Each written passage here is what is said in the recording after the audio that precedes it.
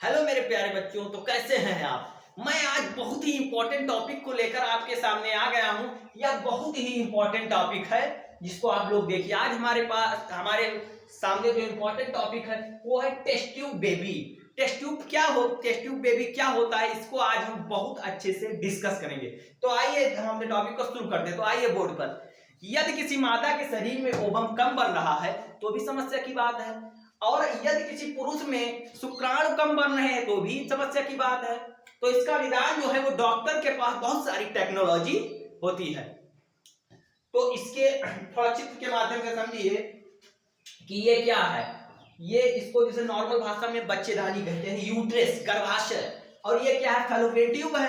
अब जो स्पर्म है वो इधर से ऐसे जाते हैं, स्पर्म इधर से ऐसे जाते हैं, स्पर्म इधर से जाते हैं फैलोपियन ट्यूब की सहायता से वहां पर पहुंचते हैं। ये कहां, ये क्या है, यहाँ पर ओवम का निर्माण होता है, यहाँ पर ओवम का निर्माण होता है। तो यदि किसी मादा के शरीर में ओवम का निर्माण कम हो रहा है या किसी पुरुष के शरीर में स्पर्म का निर्माण कम हो रहा है तो वो क्या होगा, वो दोनों लोग फर्टिलाइजेशन नहीं कर सकते, निषेचन नहीं कर सकते हैं।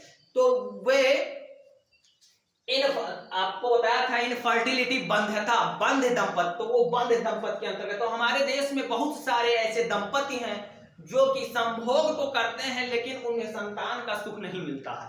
तो उसके लिए डॉक्टर ने बहुत सारी टेक्नोलॉजी निकाली है, जिसके अंतर्गत एक है टेस्ट ट्यूब बेबी।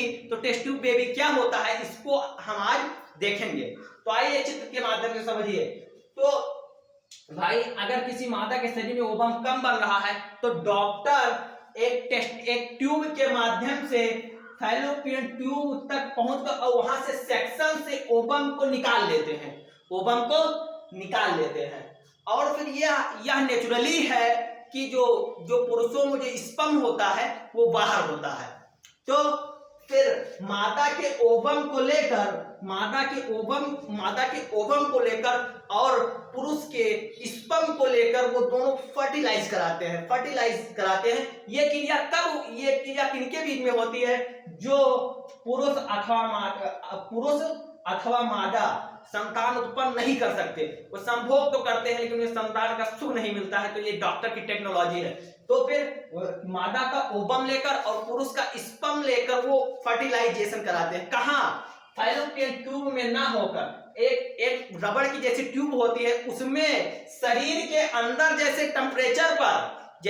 टेम्परेचर शरीर के अंदर होता है वैसा टेम्परेचर वहां पर करके उसको फर्टिलाइज कराते हैं। तो फर्टिलाइजेशन कराते हैं, इस क्रिया को टेस्ट ट्यूब बेबी कहते हैं। तो फर्टिलाइजेशन फैलोपियन ट्यूब में ना होकर ओवम और स्पर्म का जो फर्टिलाइजेशन होता है वो फैलोपियन ट्यूब में ना होकर टेस्ट ट्यूब में होता है। इसको हम टेस्ट ट्यूब बेबी कहते हैं। अब इसमें जो डॉक्टर है वो यूट्रस से मतलब जो सेक्शन काटते हैं उसमें कितने ओवम निकालते हैं। अगर एक ओवम निकालेंगे तो भाई अगर डिस्ट्रॉय हो गए तो क्या हुआ, जो पेरेंट्स है वो उन पर क्या मारेंगे कि भाई डिस्ट्रॉय हो गया। और ये जो प्रोसेस है ये बहुत ही महंगा प्रोसेस है। आजकल अपने यहाँ गांव देहात में ये लोग नहीं करवा पाते हैं क्योंकि ये बहुत महंगा प्रोसेस है। इसके लिए बहुत ज्यादा ये खर्चीला प्रोसेस है। और इसके लिए जो फीमेल है, जो मादा है, वो हष्ट पुष्ट होनी चाहिए, तभी यह क्रिया संपन्न हो सकती है।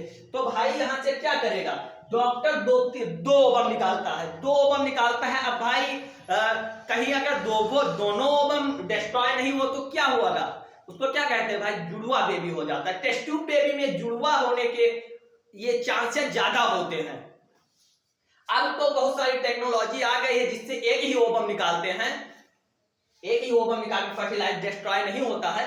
तो ये रहा आपका टेस्ट ट्यूब बेबी। आपको समझ में आया होगा कि दंपत्ति संतान उत्पन्न नहीं कर सकते उनमें मेल मतलब कि मादा के ओवम को पुरुष के स्पर्म को लेकर फैलोपियन ट्यूब जैसी संरचना में फैलोपियन ट्यूब के जगह टेस्ट ट्यूब में उसको फर्टिलाइज कराते हैं। और वहां पर क्या, जायगोट का निर्माण होगा। जायगोट का निर्माण हो गया तब ऐसी कोई तकनीक ही नहीं बची कि डिब्बे में हम उसको उत्पन्न कर सकते हैं, चिल्ड्रन को डिब्बे में उत्पन्न करते हैं। फिर उसको यूट्रस में प्रविष्ट कराया जाता है, फिर उसको यूट्रस में प्रविष्ट कराया जाता है।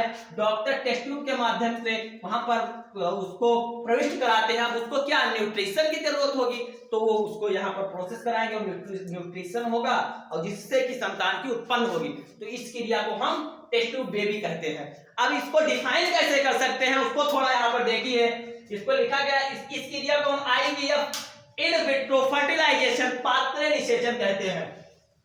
इसमें डिफिनेशन को देखिए। इसमें निषेचन शरीर से बाहर प्रयोगशाला में लेकिन शरीर के अंदर जैसी परिस्थितियों में कराया जाता है तथा बाद में निषेचित अंडे से भ्रूण को स्त्री के गर्भाशय में स्थानांतरित कर दिया जाता है। इस प्रकार के प्रोसेस को हम पात्र निषेचन IVF इन विट्रो फर्टिलाइजेशन या टेस्ट ट्यूब बेबी के नाम से जानते हैं।